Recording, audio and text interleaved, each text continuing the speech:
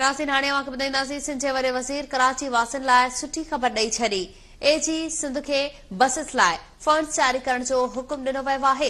अवांखे update कयूं पिया funds जी मुंतक़िली खां पोइ ट्रांसपोर्ट खातो कस्टम्स ड्यूटी अदा करण जो पाबंद आहे। निगरान वॾे वज़ीर पारां चयो वियो। निगरान वॾे वज़ीर मक़बूल बाक़र जो चवणु आहे त हिक हफ़्ते अंदरि समूरियूं अदायगियूं करे बसिस मोकिलियूं वञनि। वफ़ाक़ सां बीआरटी लायन कॉरिडोर जी एक्निक मां जल्द मंज़ूरीअ लाइ राब्तो कंदुसि। सिंध जे वॾे वज़ीर कराची वासियुनि लाइ सुठी ख़बर ॾेई छॾी। एजी सिंध खे बसिस लाइ फंड्स जारी करण जो हुकुम ॾिनो वियो आहे। अवांखे ॿुधायूं पिया एजी सिंध खे फौरी तौर फंड्स जारी करण जो हुकुम ॾिनो वियो। तफ़सील मालूम कंदासीं। लाइन ते मौजूद आहे चीफ रिपोर्टर वहीद राजपर। जी वहीद, अपडेट कजो।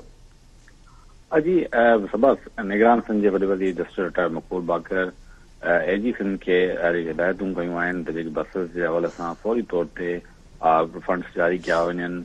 उन खां पोइ फंड्स जी मुंतक़िली खां पोइ ट्रांसपोर्ट खते कस्टम जेके ड्यूटीज़ आहिनि उहो अदा करण जो जेको हिन वक़्तु वॾे वॾे चवल पाबंद आहे। हिक हफ़्ते जे अंदरि समूरियूं जेके अदायगियूं आहिनि उहो करे बसियुनि खे जेको पोर्ट तां उहो रिलीज़ करायो वञे। वॾे वॾी ट्रांसपोर्ट खाते खे हिदायतूं जारी कयूं। वॾे वॾी इहो बि चयो त ट्रांसपोर्ट खातो अवामी रिलीफ जे लाइ जल्द बसियुनि खे जेको आहे उहो पोर्ट तां रिलीज़ कराए रोडनि ते आणे कराची जे लाइ जेको ट्रांसपोर्ट जो जेको हल आहे उहो सर्कुलर रेलवे ऐं बीआरटी जूं जेके तमामु लाइनूं आहिनि जिन ते कम बि जारी आहे उन सां हीउ जेको आहे मसइलो हल थी सघे थो। वरी वधीक चयो त वफ़ाक़ी हुकूमत सां बि बीआरटी रेड लाइन कॉरिडोर जी जेकी मंज़ूरी बाबति जेके इकनिक में मामिलो आहे उन ते जल्द ॻाल्हायो वेंदो। जीअं इहा रिथा जल्द खां जल्द जेको आहे मंज़ूर कराए सघिजे। हिन लाइ मां जेको वॾे वॾे चयो त जल्द वफ़ाक़ी हुकूमत सां बि राब्तो कंदुमि। हीउ कुझु ॾींहं पहिरियां अॻूणे ट्रांसपोर्ट बाबति सूबाई वज़ीर शर्जील मेमन पारां इन जी निशानदेही कई वई हुई त जेके बसिस आहिनि उहे पोर्ट ते फाथल आहिनि।